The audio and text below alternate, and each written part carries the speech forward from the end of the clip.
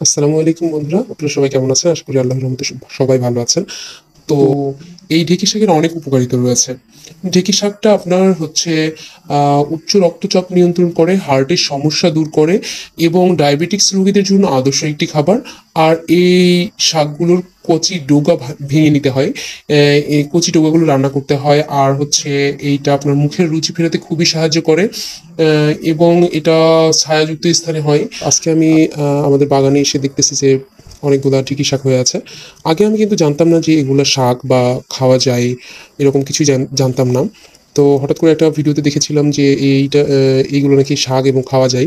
তো এই শাকটার নাম ঢেঁকি শাক। ঢেঁকি শাক বই পুস্তকে অনেক পড়েছি, কিন্তু আসলে কোনটা ঢেঁকি শাক সেটা কখনোই দেখি নাই। তো এই ঢেঁকি শাকের অনেক উপকারিতা রয়েছে।